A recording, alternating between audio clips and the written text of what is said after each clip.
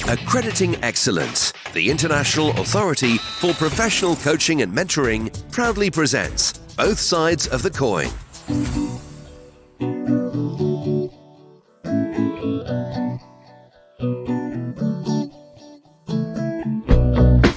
Many of our clients, and perhaps if we're honest, also ourselves, desire to improve our self-esteem and confidence so we can live happier lives. But where do we begin? Today we'll be getting some top tips.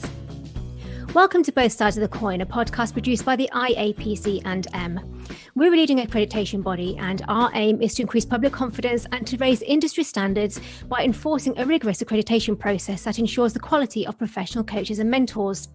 The podcast is aptly named Both Sides of the Coin because we talk to both a coach or mentor and one of their clients to explore both sides of the coaching mentoring intervention, what works and what doesn't. As the proverb says, iron sharpens iron. Before we get started, let me introduce myself. I'm Jenny Butter, your host and an accredited master coach. I've been coaching for 9 years, mainly in the area of career transition and life coaching. Joining me today are David Rahman and his client, Tracey Hill. For the past 17 years, David's helped countless people overcome their self-esteem and confidence issues, enabling them to live happier lives. He's an international keynote speaker and an accredited master coach, and he's just written a book called Let It Go: How to Stop Your Past Ruining Your Future. His client, Tracey, is a highly successful sales representative within the double glazing industry.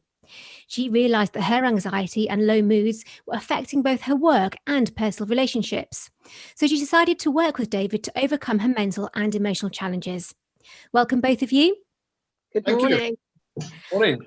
I'm going to start off interviewing David, and then I'm going to flip over the coin and speak to Tracey. David, tell me about yourself. Well, I'm a coach. I'm a speaker, as you mentioned, author. I love helping people, and it's something that was, I suppose, born from my own problems from childhood and as a young adult. So I'm a type of person who I wake up every day and I'm looking for how can I make a difference. That's me in a nutshell, really. So how has your own experience brought you to become an expert in this area? As a teenager, I had lots of days where I just questioned myself. I had no self-esteem, Jenny, and no self-worth. But I didn't call it that, obviously. Now we can call it something when we're looking at the situation. But then I always felt not good enough. And that continued into my 20s. And I always questioned myself and compared myself to others. So by the time I reached 30, almost 30, I started to look into personal development, really. And I wanted to change myself first, Jenny, before I decided what was the next move in my own life. And I'm sure that many of us, if we're honest, would like to increase self-esteem and confidence. So as coaches, how do we help our clients to start? Okay, so as coaches, really to help our clients is to give them more of an understanding of self-awareness, for them to be more aware of what could they be doing that's perhaps sabotaging their self-esteem, self-worth, confidence. So I think the initial conversations really are helping that client understand that, number one, they could be contributing to how they're feeling. And number two, you can change it. We have the power within us to change it. And number three, when we do change it, our whole life can change. And so in your book, one of the things you talk about is understanding what's holding us back. As coaches, how do we help our clients go through that process so they have that self-awareness? Well, when we're working with a client, we can ask specific questions and ask them to go withinwards. So if we ask specific questions, we can then help them uncover perhaps what they're believing to be true, which may not be true for them. And for the coaches then, the coachees, the people we work with, they then, if they can get these aha moments, or with the moments where the penny drops, it can be a game changer for them. And it can be something that is, for me as a coach, is the best feeling in the world, seeing someone have an aha moment and discovering that they are worth far more than they thought they were. What type of questions then can you suggest which would be good for us to ask? Yeah, I mean, one of the first questions I'll ask in a session, in one of the initial sessions, is on a scale of 1 to 10, 10 being high, 1 being low, how much do you love yourself?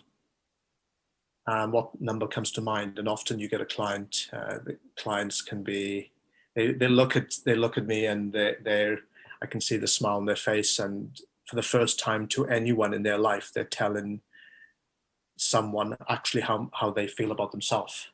And so that's quite a powerful question. It's one of my favorite questions, and it gives a great awareness and understanding of that client. Okay, I've got work to do on myself, because it's, as coaches, we are helping them discover not only more about themselves, but also to help them serve themselves by loving themselves first. So that's a powerful question. And another question, or an exercise I love to help clients with, is to uncover really what's possibly been stopping them all this time. So I ask them to think about, what do I really want in life? And they often say, well, I don't know. I know what I don't want. I'm not sure what I want. I said, well, think about what you really would want in life, and spend some time now answering that question specifically. So they might say, I want to start my business. I want to write a book. I want to, and they have all this list of things they would love to do. And then the part B of that question would be, what stopped you so far from actually achieving it? And then they might come up with things like, I don't have the money, I don't have the time, I've got a family, I've got kids, I don't have an education. We have this belief system that perhaps prevents us or sabotages us from achieving, in this instance, our goals and wants. So those questions always uncover beliefs from a coachee. Thank you. That's really insightful. And in a subsequent chapter, you talk about recognizing and addressing fears. Tell us more about that. Okay. We all, as human beings, we have the system in place. It's an emotional center of our brain called the amygdala, and it's there to protect us. But it also is it contains recordings of experiences we've had in life. So if we've, for example, been shamed as a child, or we've experienced a fear, an event which has caused a fear, this is recorded within the brain, and it's then we have a bodily sensation. So as human beings, we experience fear many times, and a lot of this fear is irrational fear, and a lot of this fear is emotional fear, and it can come up any time. So an example would be, we have a think. So there could be someone who comes to see me, and they have a problem with public speaking, and I'll say to them, you've got a problem with public speaking? They say, yes. Well, how do you feel? I feel nervous. What else do you feel? And they're not quite sure how to answer that. And they may say, well, actually, I'm scared. Scared of what? Scared of being laughed at? Scared of fluffing my lines up? Scared of not knowing enough? Scared of looking stupid? So they come out, they actually start to open up in terms of, it's not actually standing up on stage, but it's what it represents. Fears being stacked up in one place. So that's an example of where you could uncover fears.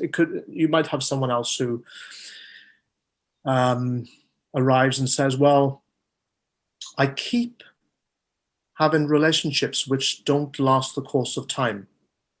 And then I could say, well, what seems to happen? Well, they seem to end after 12 months. What happens? And it turns out that they are self-sabotaging their relationship. And the question to them is, what's making you self-sabotage in the relationship? And then in this instance, it could be, I fear being hurt. So that's a fear. And they've discovered that they fear being hurt. And then the cause of that was an old relationship or something that happened in the past, which has created a belief in them that if I go over a certain period of time, in this case 12 months, I'm going to be hurt by the other person, or I'm making myself vulnerable to the other person to being hurt. So I'm not going to allow myself to do that. So I'm going to press the eject button and get out of this to avoid that feeling of fear. So those are just examples of fear where you can uncover it and how to go to work on it, really. And so once it's been uncovered, how do you then take a client through the process from awareness to overcoming? Yeah, sure. So there are, when I talk with a client, they will then describe a conversation. So we have a conversation. Everyone has a conversation with themselves, and that starts first thing in the morning to when they go to sleep. So the conversation could be, I'm in this relationship. We're in the 10-month mark. She's going to hurt me now. What I do with the client is I ask them to actually journal their thoughts, because they can actually convey their thoughts verbally to me. But I will say to them, okay, so what sort of conversation are you playing with yourself? And they'll start to tell me, and I'll say, what would it look like if it's on paper? How would it look like even if you text yourself some of these thoughts? Immediately when you do that, put it on paper or even text yourself, it slows that part of the emotional part of the brain down, which causes us to freeze or self-sabotage. So immediately after I call it self-work, so they'll have written their account of how they're actually thinking, unedited, they are often shocked at some of the thoughts that it's brought it to awareness. And it's brought it to awareness so many cases that because they are shocked at the way they think and the way they're talking to themselves, they then decide to change the way they think. And what they tend to do then is within the Let It Go book, there are a number of what's called power statements, which are overriding, you can call them affirmations, but I prefer them to call power statements, because what it does is releases you from that old negative thinking. So they start to apply these to their life. So a couple of the statements, for example, are let it go. Does it matter? The past does not define me. And these are powerful unconscious statements which appeal to the unconscious mind, because all our fears, our behaviors are driven from the unconscious mind, which is that if you think of an iceberg, the tip of the iceberg is the behavior. So that could be self-sabotage, that could be anger, that could be resentment. And the actual information which needs to be changed is under the surface. So we go to work on changing their belief system and also changing their conversation under the surface, which addresses the fears. Initially, they can often be skeptical. How can I change the way I've been thinking for the last 20 odd years? But everything we've learned in our life journey has been by a process of repetition, whether it's A, B, C, D, whether you've learned information for your job, learn how to drive a car. It's all been piecemeal by repetition to create a way of thinking. So now when you drive a car, you actually don't drive it anymore because your subconscious is doing it. The way you initially drove it was consciously, which is mirror signal maneuver. Your instructor was watching you do the driving process, but 10 years down the line, who's driving the car? It's the subconscious mind, because you're no longer actually consciously thinking about it. So it's helping them change at the subconscious level, Jenny. That's really interesting, but I imagine it can be a hard and long process. And so how do you motivate your clients when they just feel it's a step too far or it's not working? To be honest with you, I don't really have a problem with that in terms of them seeing as a step too far.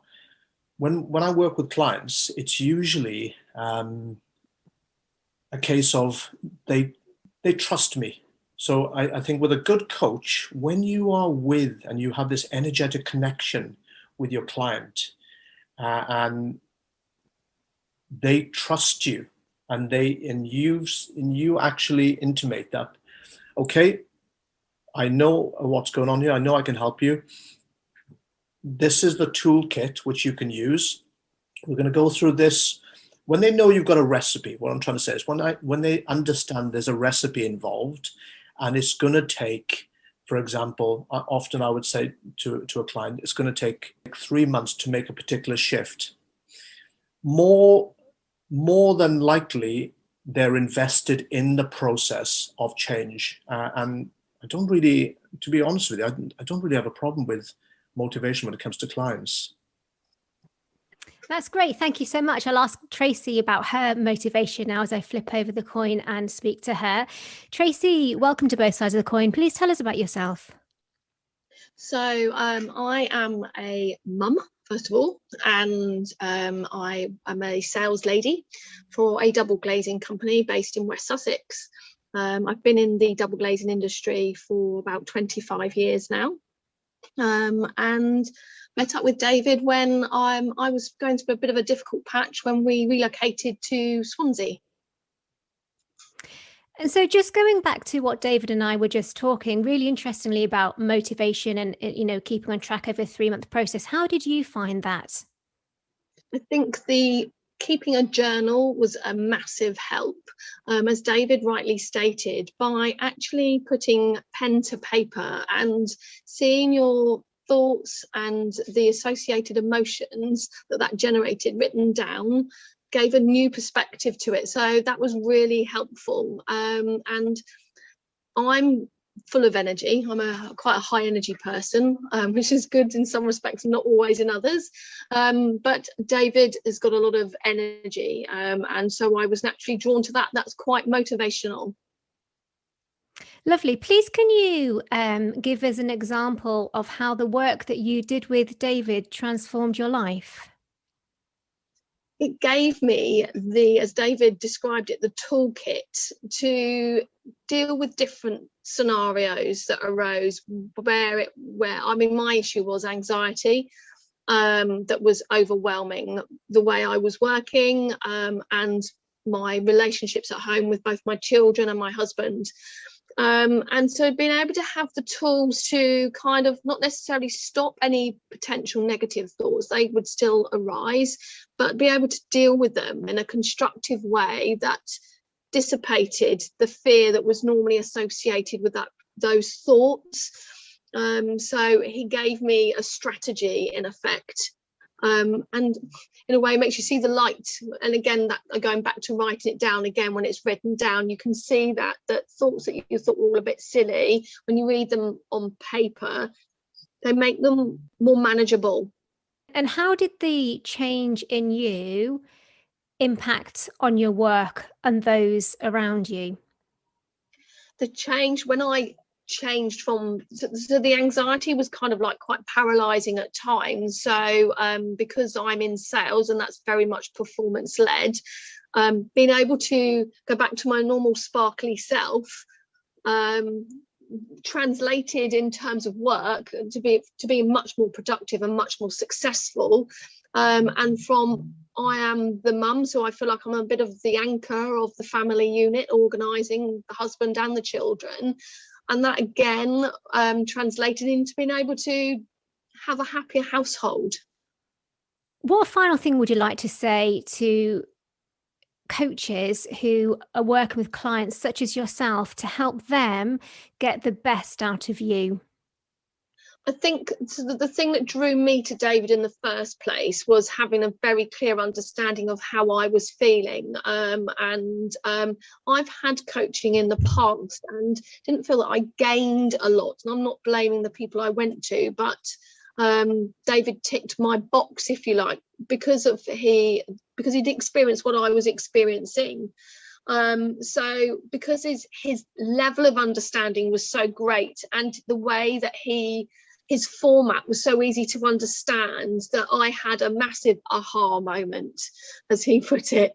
And so that enabled me to move forward in a more positive way. So I think that having experienced different situations will always enable a coach to coach even better themselves, because they've actually gone through that experience. Because sometimes it's very easy to just work through textbooks or in theory, but when you've experienced practical application, then it makes a huge difference to how you then mentor or coach your student.